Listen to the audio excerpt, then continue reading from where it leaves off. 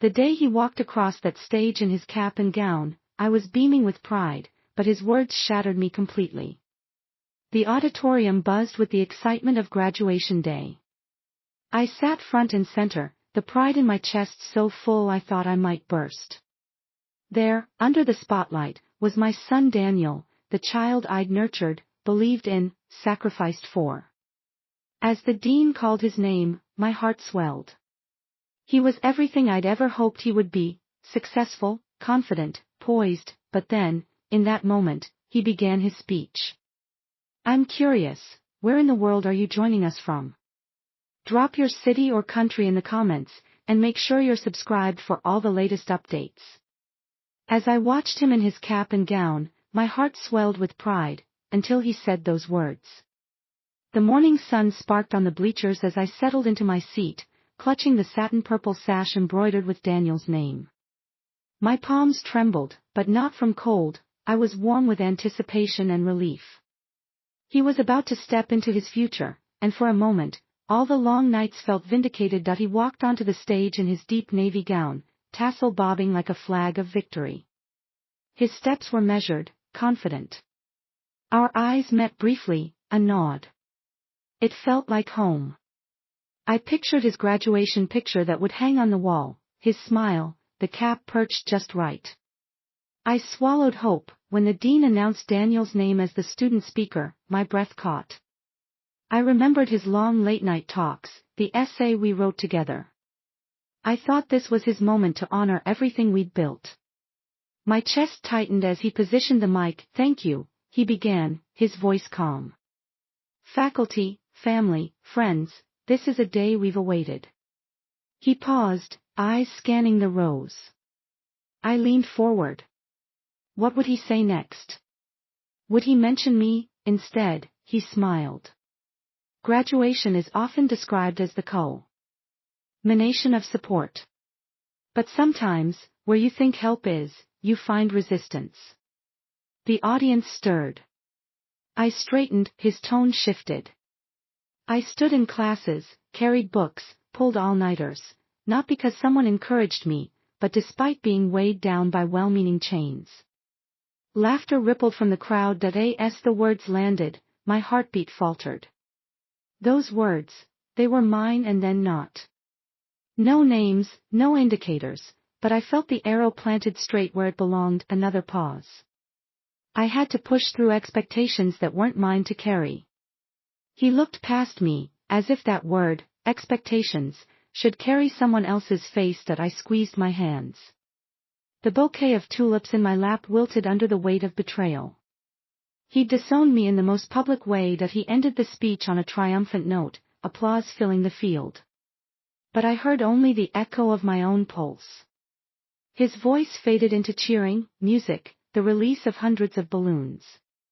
I stayed seated, expression steady, feeling something inside me crack. Diplomas were handed out, hats thrown, speeches gossamer thin with sunshine and hope. Around me, families embraced. But I remained anchored by invisible roots of disappointment. When ceremony ended, I rose and walked out. Not quickly, deliberate. Step by step, away from his triumph. Away from the applause that no longer felt like mine.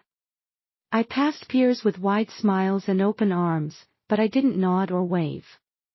I moved through the glass doors and into a corridor crowded with chatter that became background noise to my grief. That I exited the building onto the grass. Wind tousled my hair as I drew the sash from my lap, rolled it into my palm. The sunbeam that had felt warm now burned. I walked past parked cars, empty chairs, residual laughter. Every step echoed memories, the midnight snack runs during term papers, that "you can do this" texts before exams, the time I missed sleep for his presentations. Every sacrifice, every hope, I had carried them all myself. And he'd treated them like weights meant to anchor him. My chest tightened again. Tears burned but didn't fall. I reached my car and sat inside with door closed. The world celebration was silent now, my grief held in the hush of leather seats. That I took the sash and placed it gently on the passenger seat. My hand hovered over the ignition but didn't turn. I stared ahead, heart heavy with a question I couldn't answer. Who was I without being his mother, without meaning enough to stay? Something had shifted irrevocably. I closed my eyes, the music and laughter floated faintly through the door as I remained still in the car. I exhaled, clutching the sash. His graduation had ended, but for me, this was the beginning of a painful departure. I couldn't shake the feeling that everything I had given him was now meaningless. The morning light slanted through the curtains as Margaret sank into her study chair, the soft ticking of the wall clock echoing in the silence. She held a mug of cold tea in one hand, the other resting on the wooden surface. Across from her lay a stack of photo albums, snapshots of scraped knees, first days of school, college acceptances, leading up to today's portrait in a cap and gown that felt more distant with every breath. She pressed her lips together and stared at the photographs. Toddler Daniel grinning over a bowl of cereal, 11-year-old Daniel holding a championship trophy, then 18-year-old Daniel turning his back on her pride. Her heart twisted as she recalled his speech. Every achievement, late-night studying, weekend tutoring sessions, the jobs she juggled, had once been his strength. Now, those payoffs felt like ledgers of debt unacknowledged. I couldn't shake the feeling that everything I had given him was now meaningless. Her voice was a whisper, curling into the quiet study. The silk throw she draped over her shoulders carried memories of long nights spent redrafting essays at the dining table, her worn fingers scribbling words of encouragement. She fingered the edge of the fabric, grounding herself. Margaret opened her laptop and typed slowly into the search bar, family law attorney local. She hesitated, thumb pausing over the trackpad. It felt like betrayal. Then, after a long breath, she hit enter. Within minutes, she had an appointment with Laura, a calm, efficient lawyer whose office smelled of old leather and fresh paper. The afternoon was a blur of legalese and polite sympathy as Laura explained the implications of revising Margaret's will. Implementing a clause to restrict inheritance in the event of estrangement, or statements that indicated emotional alienation. Margaret listened carefully. Her chest throbbed with guilt and resolve. The thought of legally distancing herself from her son felt devastating, but also necessary. I just want my resources to support someone who values them, she said, voice low. I want peace in my later years. Laura nodded, compassion tempered with professionalism. We can set provisions that release assets only if there's reconciliation or proof of mutual respect. You're not disinheriting him, you're protecting what's yours. A tense silence settled across the polished contract. Margaret's reflection looked back at her, pale in the window. She nodded again. Later, at home, she paced the living room, rubbing her temples. She thought of Daniel's speech, weighed down by well-meaning chains, and realized the weight had been hers all along. His RDS, intended to bring him freedom, had severed their bond in ways she hadn't foreseen, yet now, in that soft-breathing dusk, she felt something shift, a cautious relief. Her identity didn't have to be his library of loans. Maybe she could redefine herself beyond mother and benefactor. Margaret stood by the bookshelf, pulling out a journal. She began to write. I used to believe my life's purpose was to propel him forward. Now I'm learning it can be to save myself. The words came carefully at first, then with clarity. She wrote of fear of being alone, of being unnecessary. She wrote of sorrow, and slowly, and painfully, of hope that she could rebuild a life with dignity. That her later years might be defined not by sacrifice, but by self-worth. She closed the journal and opened her laptop again. An email to Laura, 2 lines long. Please send the will revision draft. I'm ready. Her finger hovered over the send button. The words felt heavy, definitive, irrevocable. Margaret inhaled deeply. She glanced out the window, dusk turning to night, the garden lamplight blinking on, steady and hopeful. Her finger clicked send. She leaned back in her chair, heart pounding. The email whoosh reverberated like a starting gun. Something inside her had changed. Love had bent into something quieter, more enduring. And in that quiet, a different future was beginning. When the papers were final, I couldn't help but wonder, would this change anything between us? Asterisk. The evening light pooled across the desk as Margaret signed the final will alterations. Each stroke of her pen felt deliberate, removing Daniel's name, increasing Lily's share, designating her favorite charities. The papers lay in neat stacks before her, edges crisp, final. She exhaled slowly, tension slipping down from her shoulders but not away entirely, when the documents were returned to her by law. Ura's assistant, sealed envelopes, official stamps. Margaret closed her eyes. Would this change anything between us? Her heart fluttered with both relief and dread. The anger that burned after his speech had cooled, but a cold resolve had stayed. This felt necessary now. Later, in the soft hush of their living room, John arrived home. He carried 2 glasses of wine, approached carefully, sensing the gravity in the air. You look, made a decision, he said quietly, placing a glass near her hand. Margaret nodded. She didn't explain just yet. The documents were tucked into a leather portfolio. It's done. He sat beside her, uneasy. I know why. I just don't know what this means for us, for him. She reached for his hand. I couldn't leave it unaddressed. It would hurt worse, in silence. John sighed. I want to support you. But I worry we're cutting something we can't mend. His thumb brushed hers. Is there no message you can leave him? Margaret paused. She had drafted a letter, carefully, without bitterness, explaining that love didn't require approval, but boundaries did. She'd decided not to send it. Some boundaries shouldn't be crossed. I've tried talking, she said softly. This is what respect looks like now, honoring my own needs. He closed his eyes. After a moment, he nodded. Then we stand by it. They sat together in the fading glow of the room, voices reduced to breathing.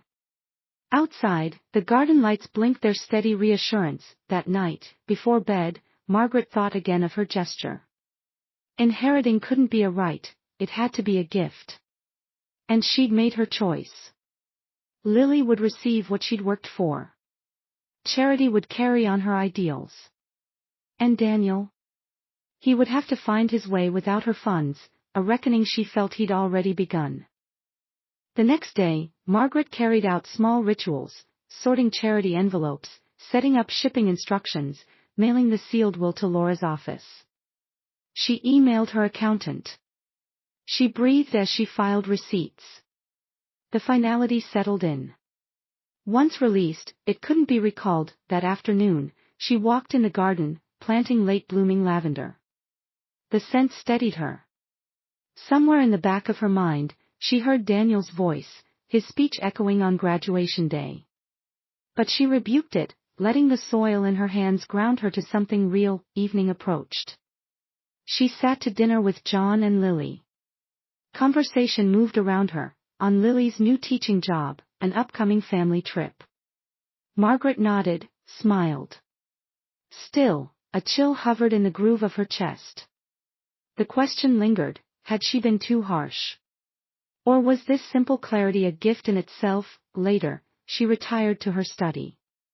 The leather portfolio lay on her desk. She noticed her reflection in the dark window, a woman altered, not broken. But also haunted by the stranger she'd made of her son. Then, her phone buzzed. She didn't glance at the screen immediately, fear made her hands tremble. When she did, the message flashed asterisk Mom, could you send $2 $500? Car repairs. Thanks. Dan, asterisk she stared. The request felt ordinary, and shattering. He didn't ask about her morning, her feelings, her choices. He only wanted money. As if none of this mattered to him, her breath caught. Margaret set her glass aside, fingers shaking. He had asked for support, money, while she had removed him from her legacy. She closed her eyes and wondered, did love require strings? Or had she just proven how little his love cost him? Daniel called in the middle of the night, his voice cold as ice. You cut me out, didn't you? Margaret stirred awake to the shrill ring of the phone.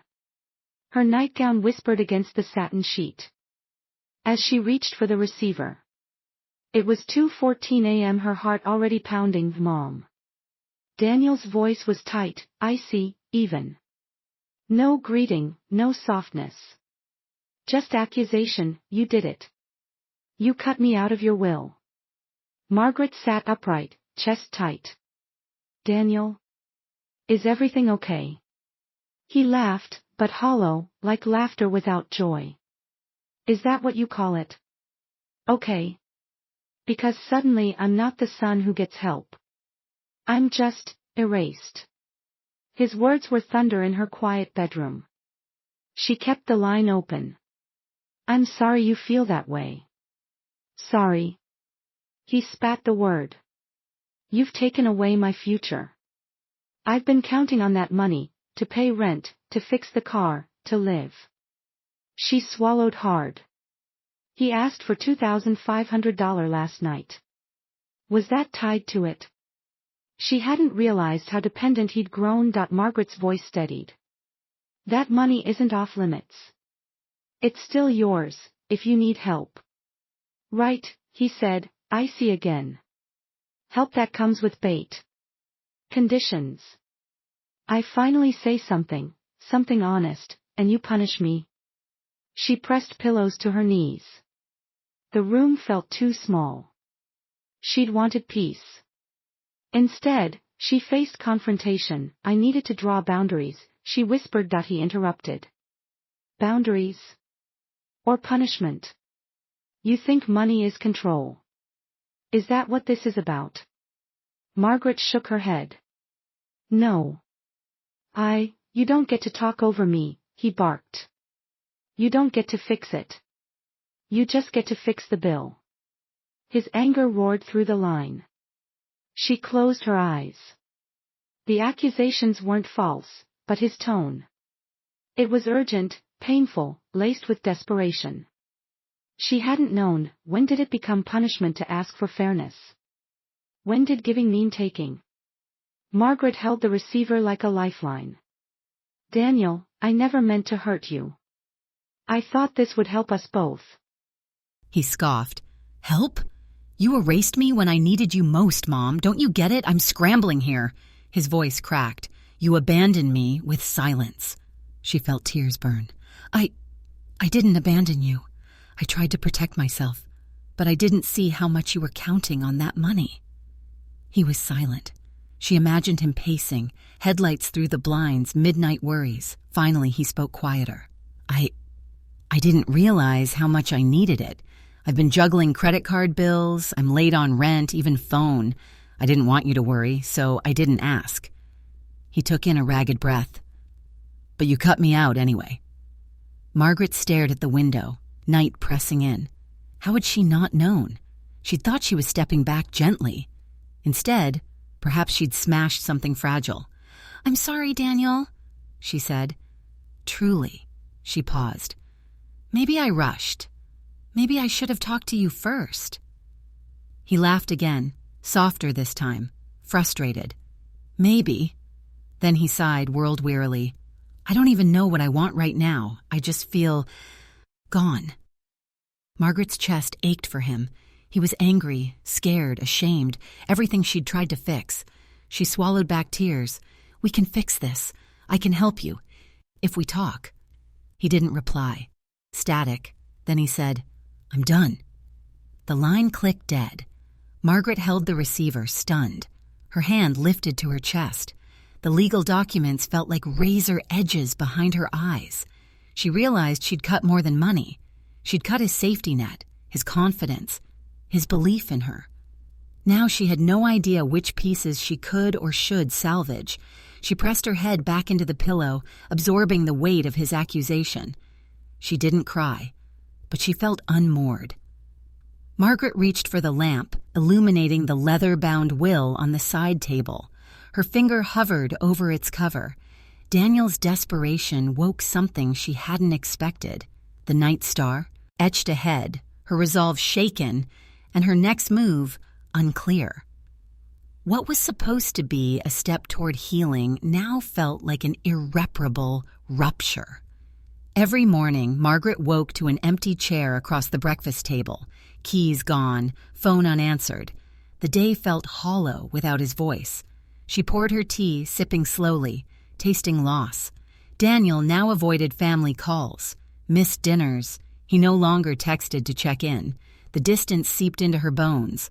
Margaret caught herself scanning his room as if he might appear at the door, but it remained untouched, frozen in a single moment of absence. Lily hovered at her mother's side one afternoon in the kitchen, worry in her gentle eyes. "Mom, maybe you should call him again." Margaret wiped a crumb from the table. "I did." And he hung up. "That's not his real self," Lily said softly. "Maybe I could reach him?" Margaret studied her daughter, who had always been the quieter anchor in their family. "He needs space," she said quietly. "But I don't know if space alone can mend this." Lily hesitated, then whispered, "We're worried, Mom." Margaret looked out the window. The late spring garden bathed in pale warmth. She longed for sunlight inside her heart. "I know, sweetheart," she said, voice trembling. "Me too." Later, she found herself sorting through old birthday cards, the ones Daniel had written when he was small.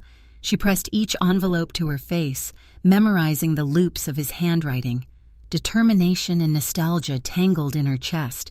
She wasn't trying to erase him, just assert herself. John watched from the doorway before dinner. "Are you okay?" Margaret gave a small smile. "I will be," he sighed. "I want to say something, but I have no words." She nodded, tears wet in her eyes. "Me neither." He sat, and they ate quietly, the empty chair a mute accusation between them. Margaret spent afternoons writing drafts in hand. Her study, letters she'd never send. Lines like, "Daniel, I miss you. I understand your anger. I'm sorry for how things hurt. But I had to protect myself. I had to remember who I am outside being helpful mother." She stopped. Could she send it? Would he read it? Or dismiss it? One morning she saw his car outside. Its front end dented, door ajar, no one inside. Panic struck. She ran outside, heart in her throat, but it was unlocked. Empty. The driveway mocked her with its silence. Inside, John met her in the hall. "It's gone," she whispered. "He's gone. And even when he comes back, I don't know if he will." He didn't reply. He just hugged her, tight. Days passed. No word, no sign. Margaret began leaving voicemails, soft, steady reminders that she loved him. She asked about rent money, about repairs, about simple things that might reconnect them. Then she stopped, because each unanswered ring felt like a verdict. Late one night, she found Lily in her room, consoling her by brushing her hair. "Mom, don't lose yourself over this." Margaret hugged her. "I won't," she whispered. "But I thought I was doing the right thing." "You were," Lily assured. "You were trying to be fair." Margaret watched her daughter's face, clear eyes, determined. She felt a spark in herself. Maybe fairness was enough, but the hole in her world remained. The empty chair across from her at meals remained empty, the phone silent. She stared at an unwritten letter in her journal titled, "To Daniel." The pen trembled in her hand. She thought of his anger, his cold accusation, the financial struggle she'd not realized he was in. She wondered, would words, even tender ones, bridge a gap now yawning between them? The clock ticked. The night stretched bleak and unknowing. She wrote, "Daniel, I want to say something soul level. You matter to me. I am striving, not to punish, but to protect myself, and I hope you can understand that one day." She paused, pen hovering. The moment felt heavy, irreversible. Margaret closed her journal and pushed it aside. She stared at the letter's opening words, her heart pounding. It might never be sent, but she needed to write it anyway. Because between anger and forgiveness, there had to be something real left to say. Each day that passed without hearing from him made the decision feel more final. Margaret woke to an empty house and a deafening silence. Each morning, her pulse quickened, expecting a call that never came. She poured coffee into her favorite mug, light blue with a chip along the rim, and waited, staring at the blinking cordless phone. No message. Days blurred as she moved through familiar route and scenes, sorting mail, tending the garden, matching socks. But an ache pulsed beneath every task.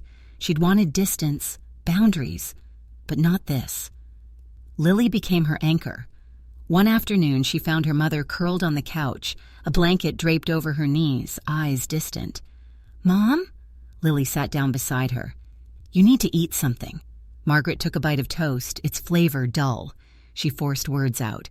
"I thought I could handle this, but the silence, it's loud." Lily reached for her hand. "You don't have to face it alone." Margaret swallowed. "I feel like I'm disappearing. I don't know who I am without worrying about someone else, not just Daniel, but all those years of care." Lily squeezed her hand. "Maybe that's the first step to finding you." Over the next week, Margaret's steps slowed. She skipped chores, lingered in front of the garden gate, watched bees drift over lavender. Her journal littered with half-sent letters and empty pages. The ache tightened, like a bruise she couldn't rub away. One morning, she caught her reflection in the hallway mirror, the same kind eyes but gone quiet. Her robe was too large, loose around shoulders that had stooped under unspoken grief. She touched the sash of her robe, a remnant of motherhood she hadn't found. In Daniel's absence, then a thought flickered. Friends. She realized she hadn't seen Ms. Garcia, the neighbor who baked pies, or attended Mrs. Patel's book club in months. Her life had narrowed to 2 people, her husband and a son who no longer spoke.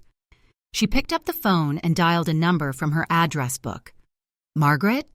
The voice sounded surprised, warm. "It's been ages." "I know," Margaret said, voice soft. "But would you like to have tea tomorrow? I'd love to catch up." At the small cafe, she met Mildred. They hugged like sisters long apart. Over chamomile tea and fruit scones, conversation swirled. Weddings, books, Mildred's new grandchild. Margaret laughed, deep, real laughter she hadn't realized she missed. Driving home, the world felt alive again. Dappled sunlight, breeze stirring curtains, birdsong. The emptiness softened. That night, she texted Mrs. Patel. "Book club next week? I'd love to join again." Her finger hovered before hitting send. Click.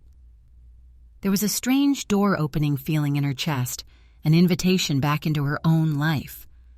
At home, Lily kissed her goodnight. "I'm proud of you," she whispered, "for not giving up." Margaret pressed her finger to her daughter's forehead. "Thank you." She meant it. In the days that followed, she attended book club, chatted with neighbors, even volunteered at the library once a week. Her schedule filled with small joys that made her pulse light again. Yet the ache for Daniel never left. In class discussions or library aisles, she would think, "If only you could see me now." The urge to call him came daily, morning, after tea, at night. But she didn't. She tended her journal, writing reflections now filled with resilience, heartbreak, hope. She'd moved from anger to grief and now towards self-discovery. She was learning that boundaries could hold space, but didn't have to be walls around her life. One evening, she returned home to find her phone buzzing. A single notification from Daniel's number. Her finger hovered above the screen as her heart thundered. Her breath caught. The silence had been broken. Margaret stared at the message preview. No words shown, just, "From Daniel." Her heart pounded as she hesitated. Should she open it? Or let the quiet hold one moment longer before its echo returned? I opened the message with trembling hands. What could he possibly say now? Margaret stared at her phone, thumb hovering over Daniel's name. The message preview read simply, "Can we talk?" No apology, no context, just the 3 words. Her breath caught. She sank into the living room armchair, the evening light soft against the walls. Lily sat across from her, knitting in her lap, sensing the shift in the air. "It's him," Margaret whispered. Lily set her needles aside. "Do you want to read it?" Margaret's fingers trembled. "Yes." and no. She looked at her daughter. I'm afraid of what it means. After all this time, what does he want? Lily stood and joined her. Maybe he's hurt. Maybe he's sorry. Her voice was gentle but sure. Either way, you deserve to hear him out. Margaret nodded, tears brimming. She pressed the message and watched the words fill the screen. Mom, I owe you. I know I hurt you. Can we meet tomorrow? Coffee? Her chest tightened. Not blame, not demand, a question, a seed of something possible. He wants to meet, she said, voice soft. Relief mingled with fear. Lily reached across and took her hand. Take your time. You don't have to say yes. Margaret swallowed, tasting both hope and caution. I want closure, or at least a chance. Lily squeezed her hand. Then let's prepare. That night, Margaret lay in bed, replaying the message. She thought of the heartbreak. The phone slammed shut in her ear, but here he was, asking, morning sunlight spilly. And through the curtains, Margaret dressed slowly, choosing a soft blouse and cardigan. She rehearsed words in her mind. Be calm, be honest, listen. Her pulse echoed in her ears. At breakfast, the kitchen smelled of toast and coffee. Lily hovered, warm eyes steady. Are you sure? She asked. Margaret nodded. Yes, this is the moment. She swallowed hard. It's not forgiveness yet. It's a conversation. Lily smiled, proud. That counts. They left together. Margaret held her purse close. Inside, her journal, a pen, and a note she never intended to show. I miss you, Daniel. I'm sorry for hurting you, too. They approached the cafe. The bell above the door jingled as they entered. Margaret's heart fluttered. At an empty table by the window, Daniel sat, face tense, hands wrapped around a mug of tea. Lily squeezed her elbow before slipping away to browse nearby. Margaret paused at the threshold. There was your son, here, waiting. She approached slowly. Daniel looked up, jaw tight, eyes shadowed. He offered a small, uncertain smile. Mom. His voice cracked slightly. Daniel. She sat down, reaching for his hand across the table. He didn't pull away. They both exhaled. The air felt charged.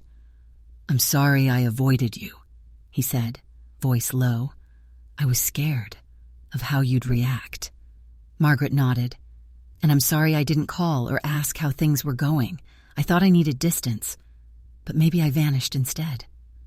He paused. I've struggled, Mom. I didn't want you to see me fail. Then I saw the will changes, and I felt abandoned. Margaret swallowed. I see that now, but I wasn't trying to abandon you. I needed to protect myself, to heal. He looked down. I get that. But I also realized how much I counted on you and didn't even know it. Their shoulders eased just a fraction. Words between them softened. Margaret took a deep breath. This conversation was raw, unfinished, fragile, but it was alive. Outside, spring wind stirred the blossoms. Inside, mother and son leaned closer. The cafe buzzed softly around them, but at their table, something fragile had begun to shift. Lily appeared at the counter, coffee in hand. Margaret glanced at her warmly. Lily nodded encouragement. Margaret looked at Daniel. Thank you for meeting me. He offered a tentative smile. Thank you for listening. Neither promised miracles, but they both leaned a little closer into the space between them. Margaret raised her tea, heart pounding, but peaceful. A voice drifted through the cafe. What now? Daniel asked quietly. Margaret inhaled the scent of coffee and spring air. Now, she said, we begin again. His apology was genuine, but I wasn't sure if I could forgive him so easily. Daniel stared at his cup, hands wrapped around it. His eyes glistened with vulnerability. I've been lying to you, he began quietly. The cafe's hum receded as Margaret leaned forward. About everything, especially money.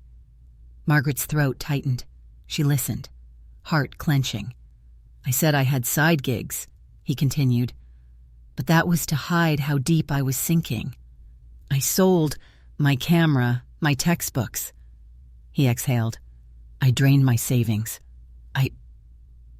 I owe a lot. His voice cracked. I said I didn't want you to worry. Then I felt ridiculous depending on you. I hated it. Margaret watched him struggle under guilt. Another part of her recoiled. How long had he let this spiral? But his sincerity flickered, like a candle in dim light. Daniel paused. Then seeing that will change, well, it pushed me off a cliff. I felt like you gave up on me. Margaret closed her eyes. It wasn't about giving up.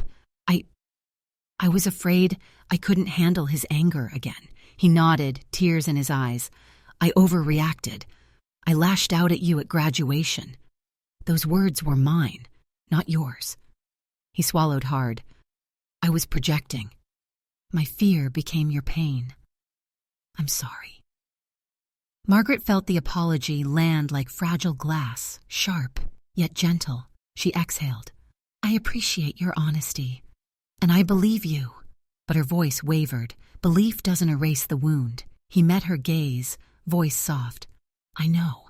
I don't expect you to forgive me yet. I want to try, if you'll let me. Margaret looked away, tracing the grain of the wooden table. Anger, hurt, relief, all intertwined. She needed time to untangle them. Lily, standing in the doorway, approached. Quietly, she slipped into the seat beside her mother and offered a warm smile to Daniel. You both deserve space to grow, Lily said, voice steady. Maybe this is the beginning, not an end. Margaret reached for her daughter's hand and gave a small, sad smile. Lily's presence anchored her. Daniel exhaled, relief evident. He leaned back. That's all I'm asking. Margaret nodded, mindful of the distance still between them. Let's take it slow. Talk. Phone calls, dinners, but no expectations, no pressure. He nodded, gratitude softening his features. As long as I can show you who I am now. Margaret paused. The words felt both hopeful and cautious. Outside, wind stirred the budding blooms. Inside, Margaret felt the divide shift. It was a start, but not a resolution. She lifted her tea. To new conversations, she said gently. He echoed, to new conversations. A soft breeze drifted through the open window. The moment hummed with possibility. As they sat in quiet dialogue, Margaret felt the burden lift slightly. Forgiveness felt possible, but not given. Trust would take its time. Daniel cleared his throat. I want to prove I deserve your trust again. Margaret allowed herself a breath.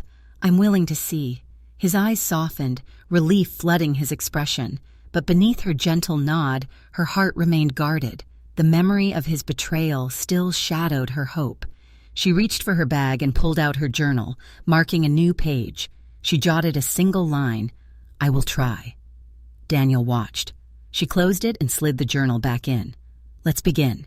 He nodded, reaching for his phone. Her pulse fluttered. Unstated, unspoken questions spun in her mind. Could she trust him to stay true this time? Could accountability replace insecurity? The cafe bell tinkled. A group entered, laughter folding into the air. The world moved forward, and they moved too. Slowly, thoughtfully, together. Margaret looked at Daniel, surprise bubbling as his phone buzzed.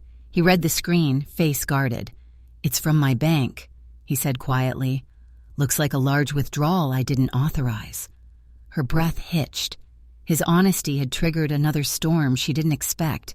Just when things were starting to heal, the unexpected arrived to test our fragile progress.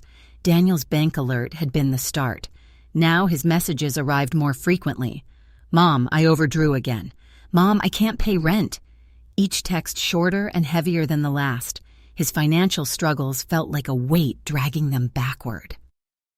That evening, Margaret sat with Lily at the kitchen table. The lamplight caught the tension in her eyes. Daniel's latest message was open on her phone. Urgent, I need help today, no details. Lily's voice was gentle but firm. Mom, I can see how much you care. But are you enabling him? Her eyes searched Margaret's face. Letting him lean too much on you isn't helping. Either of you. Margaret swallowed. She'd felt torn between motherly duty and self-protection before. Now, the old instinct to fix had roared awake. "That's what I was afraid of," Margaret whispered. She pressed her palms flat on the table. "But what's the line between helping and rescuing?" Lily leaned forward. "Let him face the consequences. He asked to rebuild.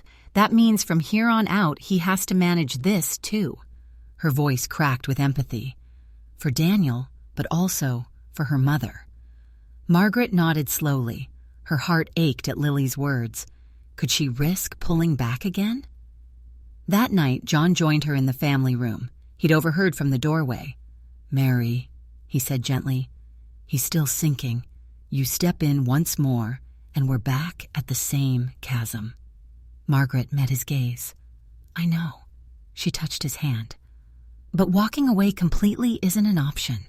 The scars from graduate years ago still marked her resolve. John sighed. "Then we set limits. We're all here. But you're not alone this time.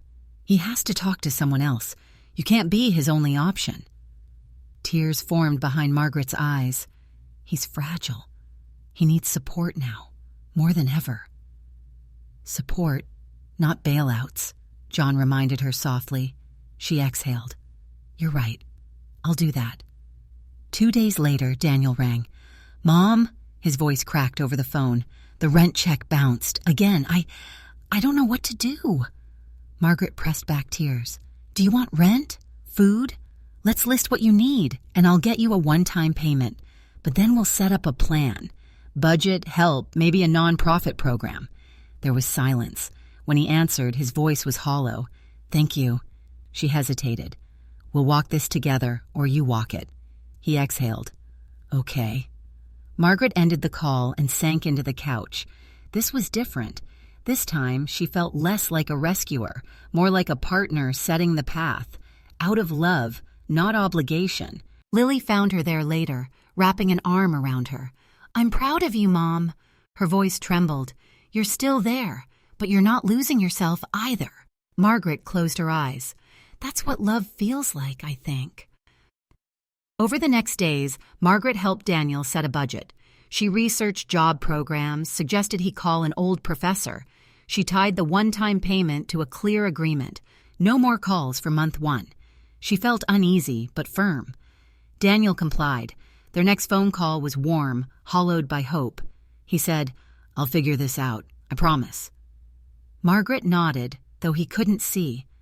"I believe you." Then came the next weekend. A jog in the garden with John and Lily. The spring breeze felt healing. She still worried, but dared to believe things might shift. Yet the night before the next planned payment, Margaret's phone buzzed again. This time not from Daniel, but his roommate. "Madam Reed," the message began, "Daniel is hospitalized. Pancreatitis.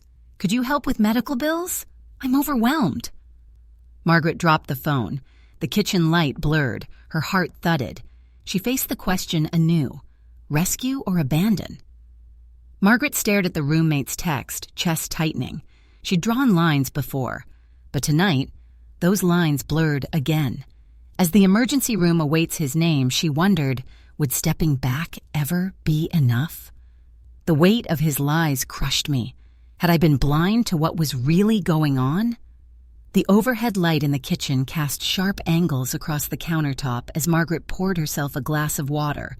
The roommate's message hovered on her screen. Daniel was in the hospital. Pancreatitis. Medical bills looming. She closed her eyes, exhaling against the steady hum of the refrigerator. Late that night, when John and Lily were asleep, her phone lit up again, this time with a video call from Daniel. Swollen-cheeked and pale, he appeared on the screen with a look of shame more than pain. "Mom," he whispered, voice fractured, "I didn't tell you how bad it was." His eyes glistened. He swallowed. "It's not just rent or bills. I've been gambling on crypto, stocks. I borrowed from friends. I lost everything.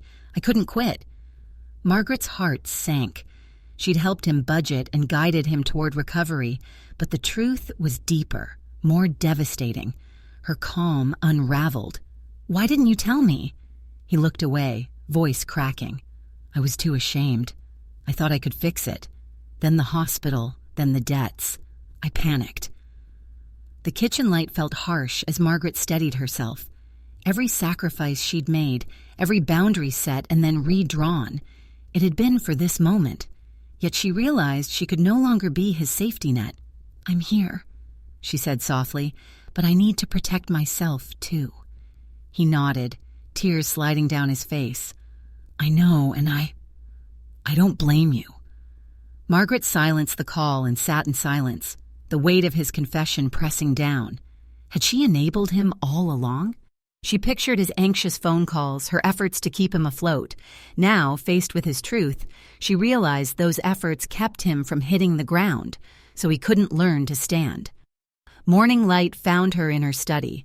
She pulled out financial statements, retirement accounts, savings, investments, her assets and his liabilities, scrawled notes connecting them. She felt a twinge of guilt as she reviewed transfers she'd made on his behalf. It was time to untangle. Lily arrived with tea and concern. "You look exhausted." Margaret ran her fingers over the statement. "I have to separate things, divide my savings, create a trust, protect our future, and his." Lily's voice was soft. "It's reasonable." She touched her mother's arm. "I'll help." They spent the afternoon on calls with financial advisors and bank officers. Margaret felt anxiety writhing beneath her skin as she redirected accounts into joint custody with John, set spending limits, and arranged automatic transfers for agreed-upon support to Daniel. That evening, she sat alone at the table as the advisor's list of steps blinked on her laptop. She closed her eyes.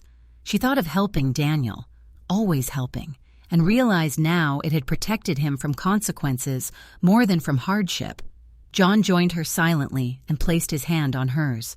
"You're doing the right thing," he said. "It doesn't mean you don't love him." Margaret looked at his steady presence and let tears come. "I want to protect, but not at the cost of destroying myself." She rose to begin shifting funds. She reallocated savings, assigned beneficiary updates, changed passwords. With each click, she felt a painful liberation. Lily moved between them. "We're here together." That night, Margaret lay in bed feeling raw. This shift felt like an ending, but it also felt like reclaiming herself. She drafted a text to Daniel. "Been working on finances. I'll continue agreed support schedule. I love you, but I can't carry your burdens alone." She paused, then hit send. Minutes later, phones buzzed simultaneously. Daniel's reply, "Understood. Thank you." Margaret stared at the screen. No enthusiasm, no despair, just practical resolve. Guilt flared, but she pressed it down. She had done the work. She had drawn the line. He would feel its sting, so he could choose his next step. The room was silent, but something fundamental had changed. She was no longer his fallback. She was standing beside him, still willing to support, but no longer falling for him. She closed her laptop, heart pounding. Her eyes drifted upward. The moonlight shone through the window, quiet, steady. Margaret exhaled, realizing the next step would be the hardest, waiting to see if Daniel would still walk with her or walk away entirely. The realization hit hard. This wasn't about love anymore. It was about survival. Margaret awoke to filtered sunlight and an instant ache in her chest. Daniel's last text, a plea for help, loomed in her mind. She knew today would be the day she had to draw the final line.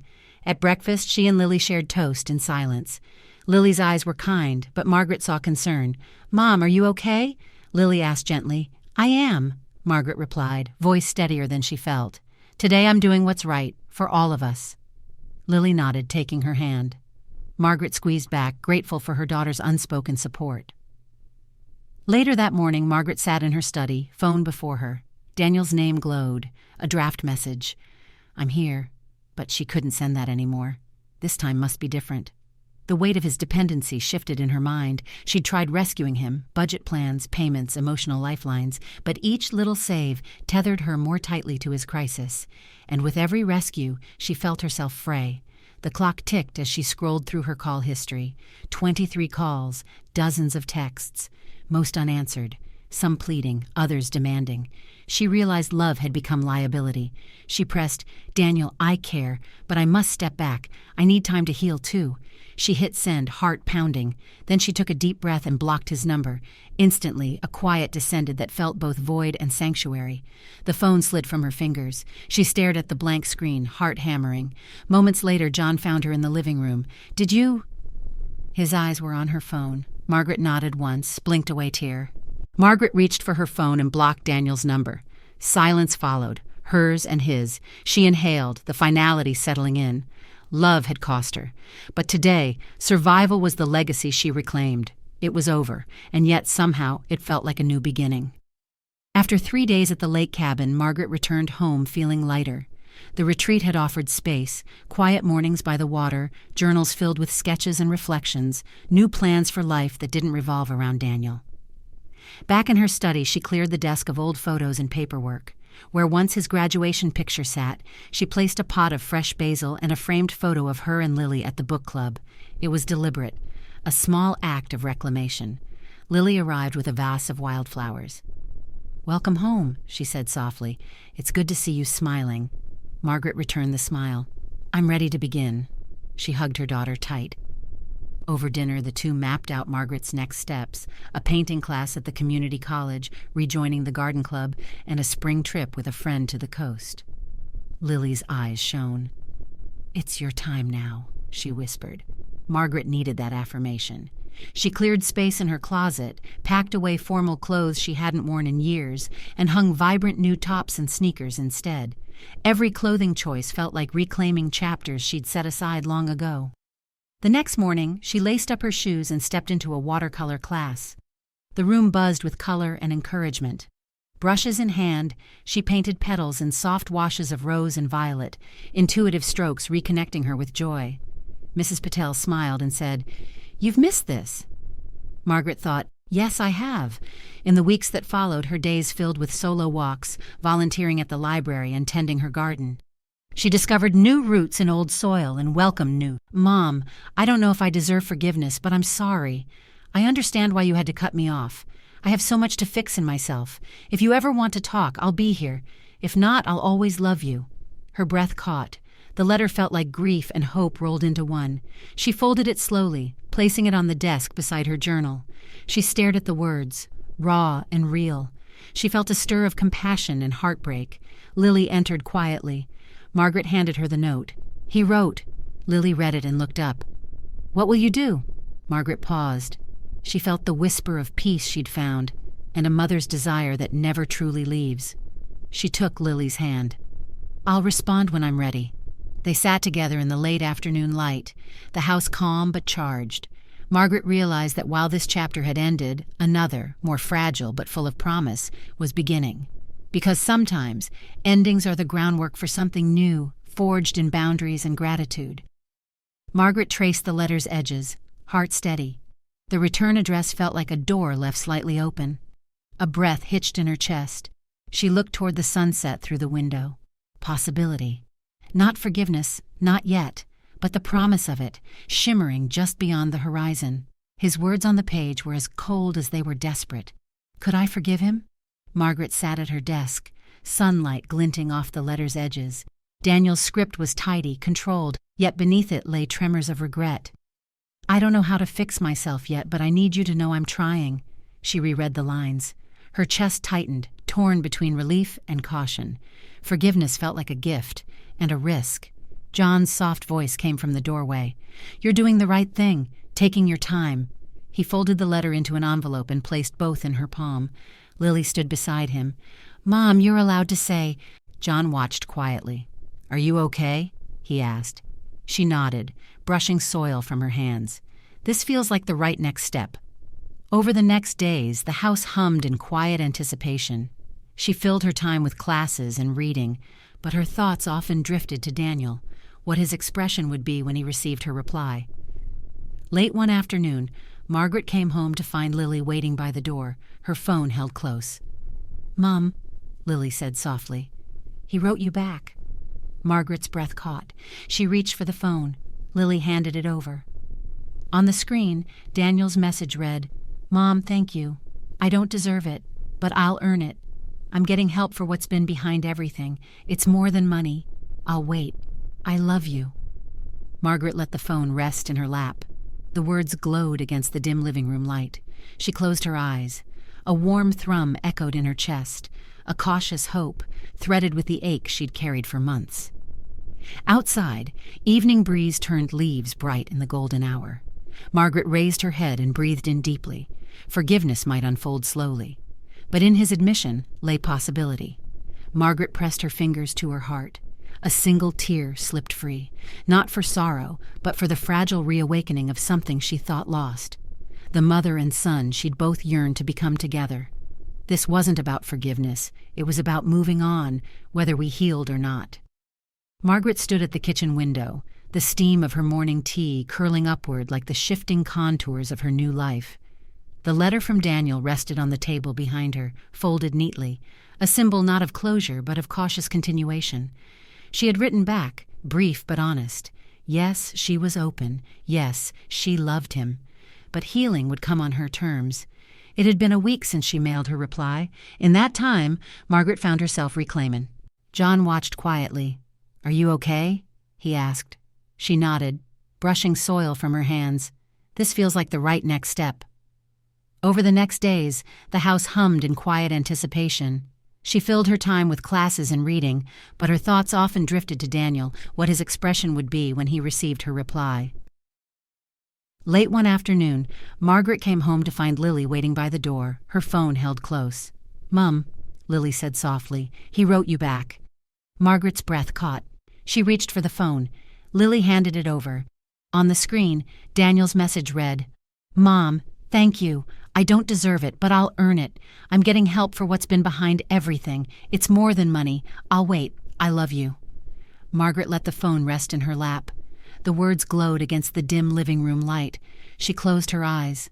A warm thrum echoed in her chest, a cautious hope threaded with the ache she'd carried for months. Outside, evening breeze turned leaves bright in the golden hour. Margaret raised her head and breathed in deeply. Forgiveness might unfold slowly, but in his admission lay possibility. Margaret pressed her fingers to her heart. A single tear slipped free, not for sorrow, but for the fragile reawakening of something she thought lost.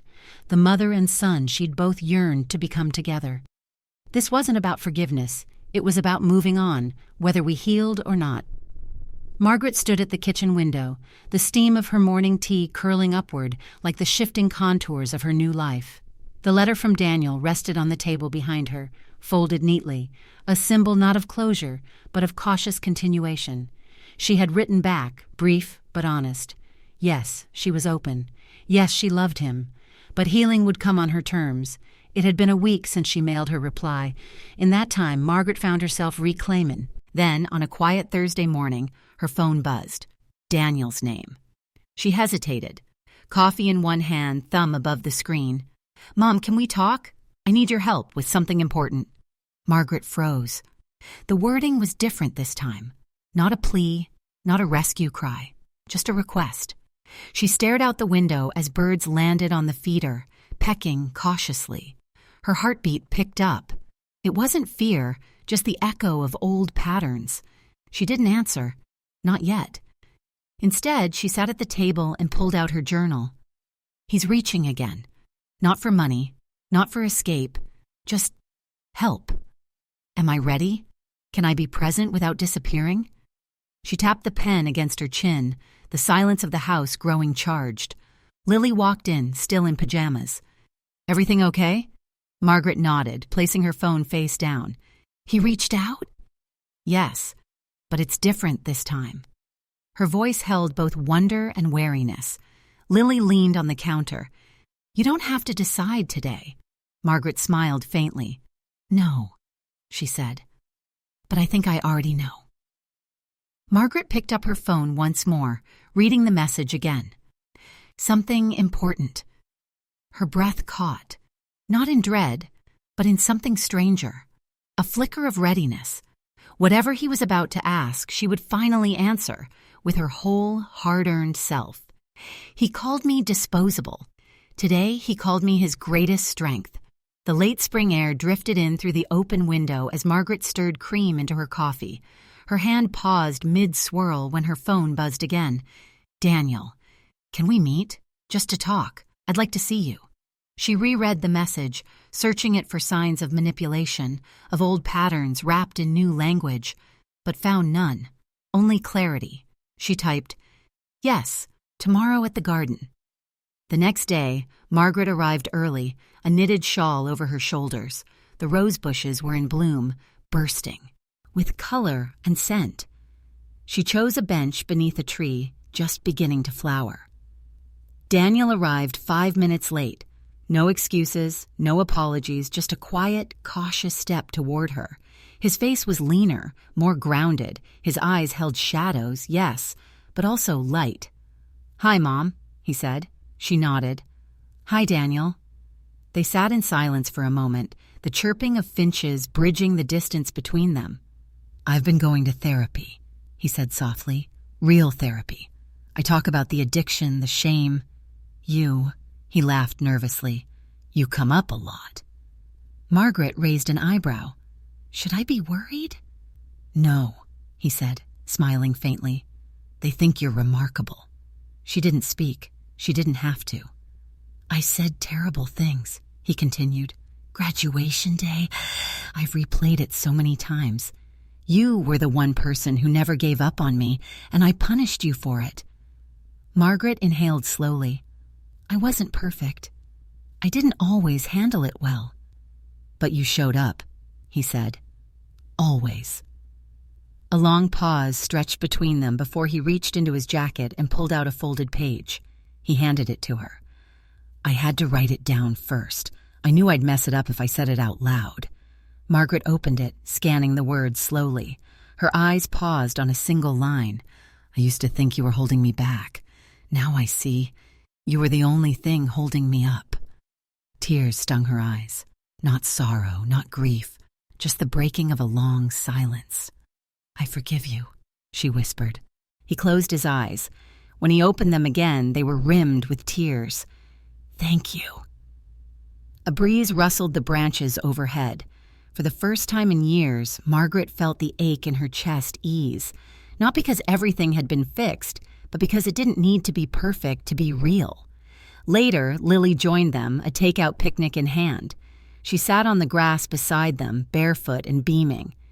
"You two look like something important just happened." "It did," Margaret said simply. They ate together, laughter beginning to thread through the afternoon. Daniel offered to help Lily move some bookshelves the following weekend. He mentioned applying for a job at a local nonprofit. John joined them as the sun began to lower, and they walked home slowly, together. That evening, as the sky deepened into a cobalt dusk, Margaret stood on the porch, watching Daniel and Lily talk by the car. She studied his posture. The slump was gone. He still had a journey ahead, but it was his now.